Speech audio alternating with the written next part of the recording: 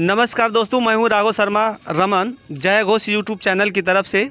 आज मैं गाजीपुर के लंका मैदान पे उपस्थित हुआ हूं और यहां पे विश्वकर्मा समाज का वार्षिक सम्मेलन और पुरस्कार कार्यक्रम चला है। इसमें ज़िले भर से ही नहीं बल्कि पूर्वांचल के अन्य ज़िलों जैसे गाजीपुर, बनारस, बलिया, आजमगढ़, अन्य जनपदों से भी विश्वकर्मा समाज के नेता और समाजसेवी आए हुए थे। तो मैं आज हमारे बीच एक महोदय हैं जो गाजीपुर से ही बिलोंग करते हैं। मैं पूछता हूँ, आपका नाम क्या है? राजेंद्र शर्मा, भूतपूर्व अभियोजन अधिकारी गाजीपुर। जी जी। तो आप इस कार्यक्रम में आए थे? हाँ, इस कार्यक्रम में हिस्सा लेने के लिए आया था। अच्छा अच्छा। क्योंकि विश्वकर्मा समाज की बात थी, जी जी। इस वजह से मैंने निमंत्रित होने पर हम यहाँ आए। तो इस कार्यक्रम का उद्देश्य क्या था? देखिए, कार्यक्रम का उद्देश्य ये था कि आपसी भाईचारा बने जी जी। और लोगों में उत्साह हो, उनको समाज में एक मत रहने की शिक्षा दी जाए, यहाँ संदेश दिया जाए। जी जी। यही इस कार्यक्रम का उद्देश्य रहा है। हाँ। और अब ज़्यादा तो आयोजक बता सकते हैं कि क्या उद्देश्य था। नहीं, जैसे आपको क्या लगा कि इनके कार्यक्रम से वो चीज़ें निकल के आ रही थी कि केवल कागज़ तक ही था? कार्यक्रम के बारे में देखिए, समाज में जो चीज़ें हैं, हमारे विश्वकर्मा समाज में जो चीज़ें हैं उसको मैं विस्तार से तो नहीं, थोड़ा संक्षिप्त में बताना चाहता हूँ। बताइए। हम लोगों का समाज बहुत कुशल समाज कहा जाता है, जिसमें बढ़ई, लोहार और भी जातियाँ, मान ली कांस्कार हैं, सुनार हैं, ये सब भी बंसी, विश्वकर्मा बंसी के अंतर्गत माने जाते हैं। लेकिन ख़ासतौर से बढ़ई लोहार जो हमारी बिरादरी है, ये अपनी कुशलता पर आधारित जीवन यापन करती चली आई है। इस पढ़ाई में, लिखाई में हमारे समाज के लोगों का ध्यान कम रहा है, लेकिन अब पिछले दशकों से हम देख रहे हैं कि हमारे समाज में अच्छे अच्छे लोग पैदा हुए हैं। उसमें नामी डॉक्टर हुए हैं। अभी ये गाजीपुर के ही रहने वाले गोपाल कृष्ण विश्वकर्मा आयुर्विज्ञान संस्थान के महानिदेशक पद पर रह चुके हैं। और गाजीपुर के ही रहने वाले एशिया लेवल के डॉक्टर रहे हैं डॉक्टर यशनाथ जी। गाजीपुर के ही लोग तमाम इंजीनियर हैं, वकील हैं, अध्यापक हैं, प्रोफेसर हैं। लेकिन ये समाज में बैठक करने का उद्देश्य यही था कि सब लोग एकजुट हो, पढ़े लिखे, आगे हो।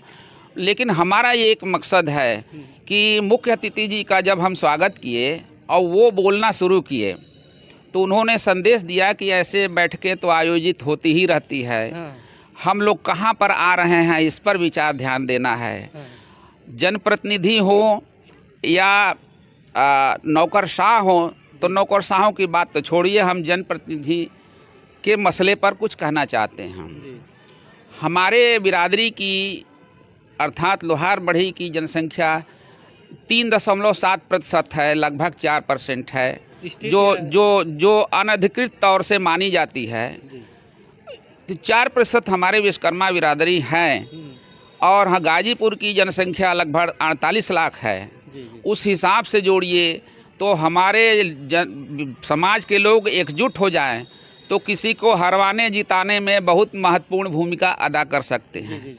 परंतु राजनीतिक भागीदारी में जब मामला आता है तो हम लोगों की उपेक्षा कर दी जाती है। आप जो है वकील साहब, विषय से थोड़ा सा जो मैंने पूछा था कि ये जो कार्यक्रम था, कार्यक्रम का उद्देश्य क्या था और ये कार्यक्रम कहाँ तक सफल हुआ, उसके बाद मैं चलता हूँ राजनीतिक भागीदारी की तरफ बात करता हूँ आपसे। पहले कार्यक्रम को आप फोकस करें। देखिए, कार्यक्रम तो अच्छा कहा जाएगा, असफल की बात तो हम नहीं कहेंगे। लेकिन इसमें जो बच्चियाँ आई थी उनको हमने देखा कि काफ़ी देर तक उनके गार्जियन महिलाएँ बैठी हुई थी।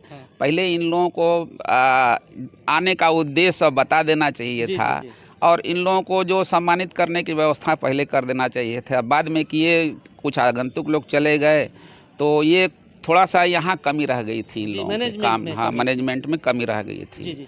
चाहे वो संचालक को ले लीजिए या व्यवस्थापक को ले लीजिए, व्यवस्थापक का तो दोष हम नहीं देंगे। इस काम में संचालक ही ज़्यादा महत्वपूर्ण व्यक्ति होता है। मतलब संचालक ही चाहे तो कार्यक्रम को बिगाड़ सकता है या बना सकता है। अब इसमें जो है मैं पूछूंगा कि वकील साहब, जो बच्चे गए हैं क्या संदेश लेकर के गए हैं? अब देखिए, बच्चे संदेश क्या ले, देने वाले के ऊपर तो है, वो समाज में देता है, लेने वाला कितना ले पाता है अब वो तो वो बताएगा। बच्चे से, एक आध बच्चों से पूछिए तो बच्चे बता सकते हैं। अच्छा अच्छा। तो हमको ये बताइए कि राजभर समाज है, गौड़ समाज है, नाई समाज है, नोनिया समाज है, पटेल समाज है, और भी छोटी छोटी जो परजुनिया समाज के लोग हैं, समाज में अपना संगठन और अपना नेता बना लिए, लेकिन क्या विश्वकर्मा समाज में ऐसी कोई क्षमता नहीं है या इनको कहीं स्थान नहीं मिलता? इसके बारे में आप बताएं कि आखिर वजह क्या है कि हमारे समाज में, आपके विश्वकर्मा समाज में नेता नहीं पैदा हो रहे हैं? और हाँ, ये आपका प्रश्न अच्छा है कि हमारे विश्वकर्मा समाज में नेता पैदा। 80 के दशकों में विश्वकर्मा समाज के कुछ लोग प्रतिनिधि हुआ करते थे राज्य विधानसभा में। उसके बाद में ये बिल्कुल कमी क्या शून्यता सी आ गई है, जहाँ तक हम देखते हैं। और राजनीतिक पार्टियां हैं, हम लोगों के वंश के लोगों की वोट तो ले लेते हैं, परंतु उनको भागीदारी में स्थान नहीं दे पाते हैं।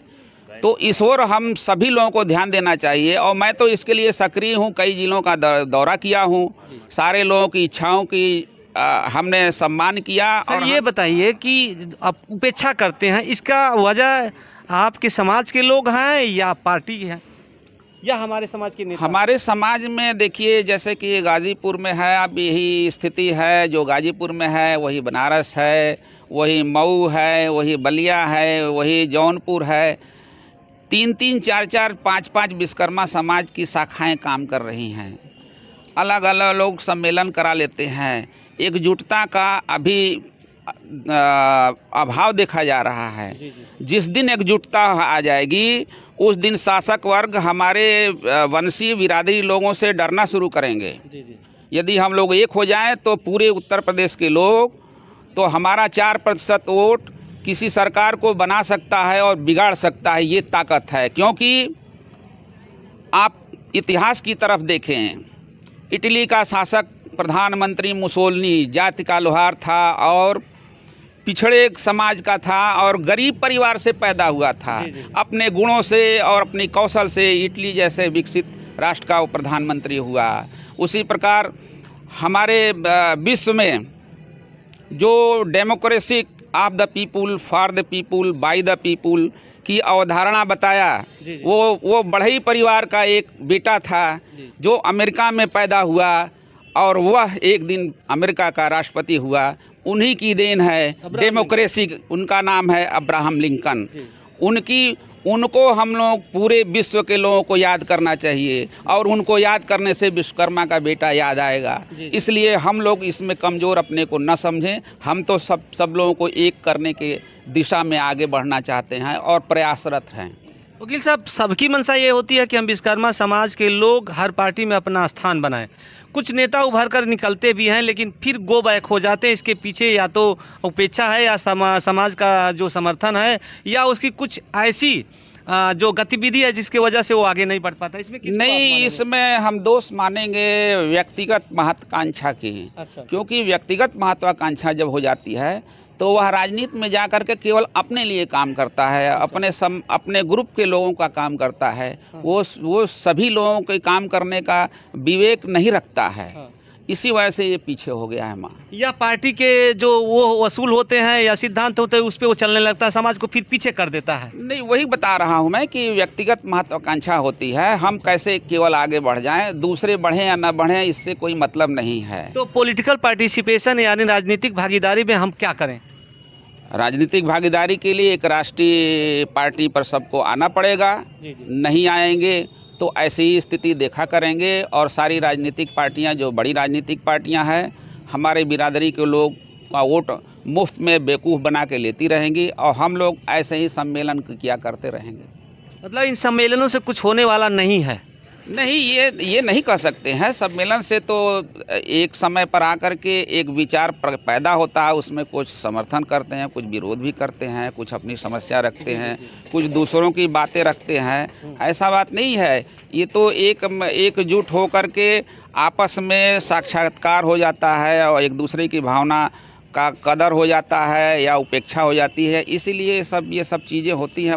लोग सम्मेलनों अच्छा, सब ये बतावें कि जैसा कि किसी भी पार्टी का निर्माण होता है तो अगर जाति शब्द उसमें पड़ जाता है, नोनिया का, भर का, लोहार का या और भी जातियां हैं, तो उसका क्या साइड इफेक्ट पड़ता है? देखिए, जातिगत पार्टियां तो चल रही हैं हिंदुस्तान में जी। और ख़ास तौर से हमारे मध्य भारत से लेके पूरब तक जी जी। ये ज़्यादा हैं और इसका प्रभाव ये पड़ता है कि वो क्षेत्रीय स्थानों पर तो थोड़ा तरक्की कर जाते हैं, कुछ पा जाते हैं, लेकिन राष्ट्र लेवल पर नहीं पा पाते हैं।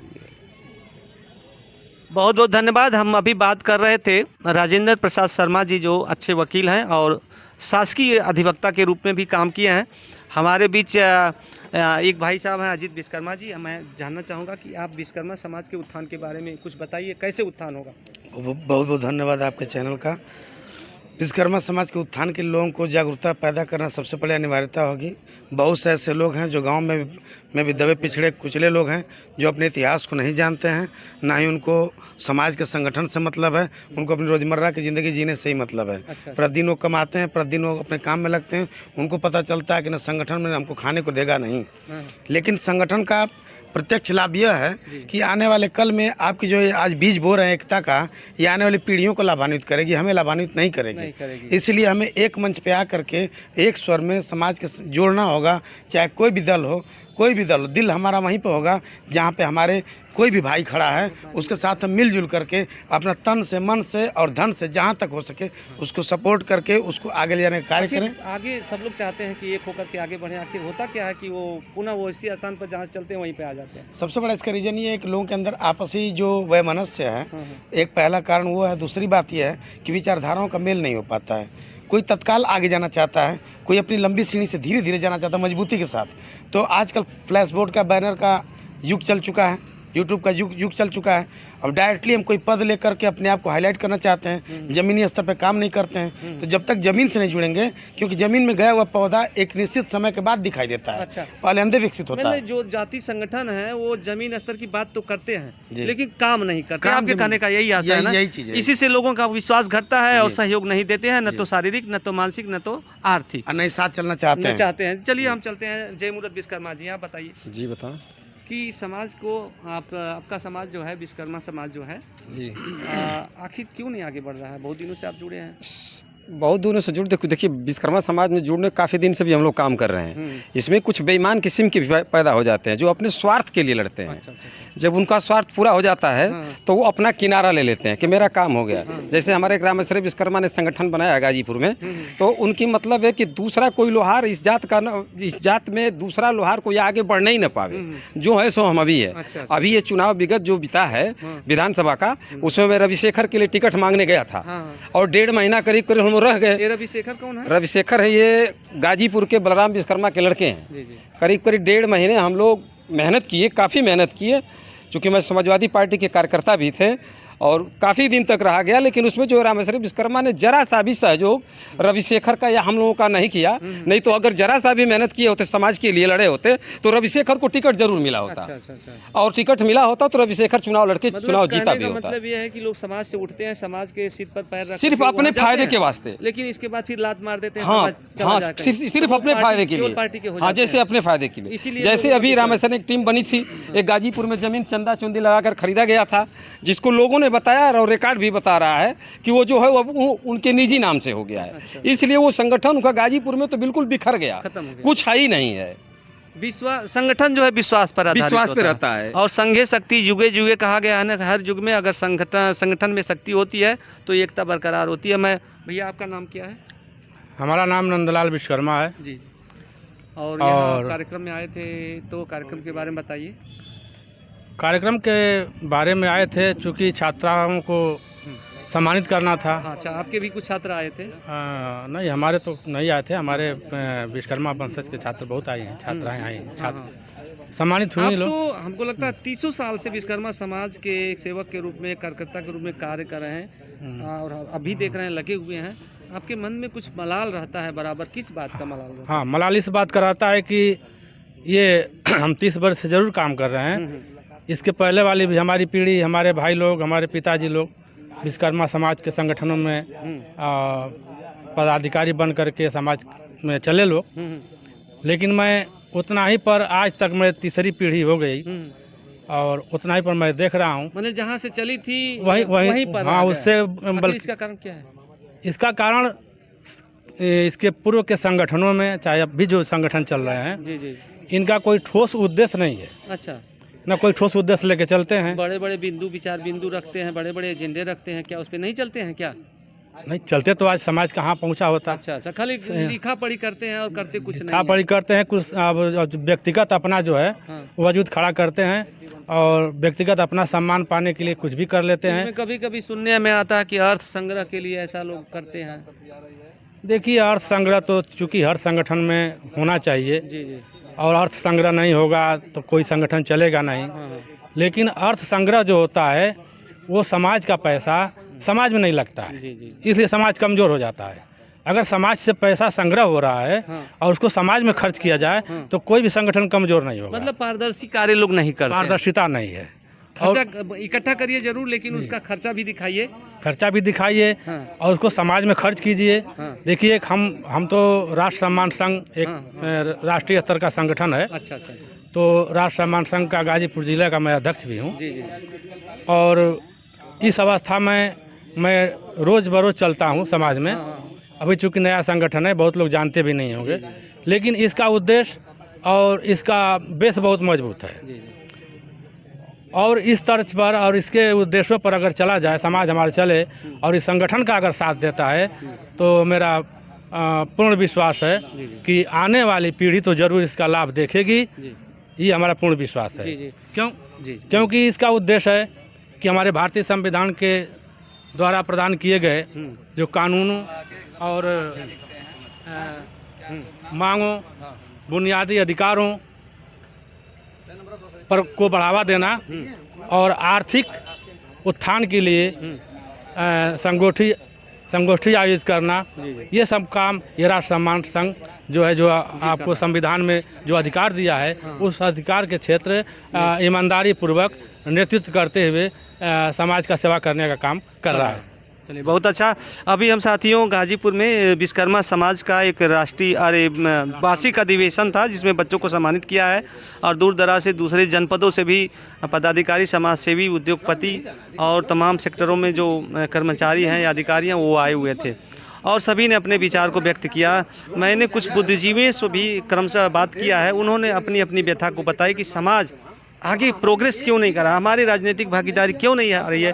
तो क्षण करके यही आया कि संगठन में शक्ति नहीं है, संगठन के लोग विश्वास नहीं पैदा कर रहे हैं, उनका कार्य जो है पारदर्शी नहीं है, उनका ज़मीनी स्तर का कार्य नहीं है, वे बुलाते ज़रूर हैं, सम्मान नहीं देते हैं, जिसकी वजह से सम्मान जहां से चालू होता है वहीं पर ख़त्म हो जाता है। यही आपका कारण है। दोस्तों, मैं हूं राघव शर्मा रमन। जय घोष यूट्यूब चैनल से इस वीडियो को अधिक से अधिक मात्रा में लाइक करें, सब्सक्राइब करें। जय हिंद, जय घोष।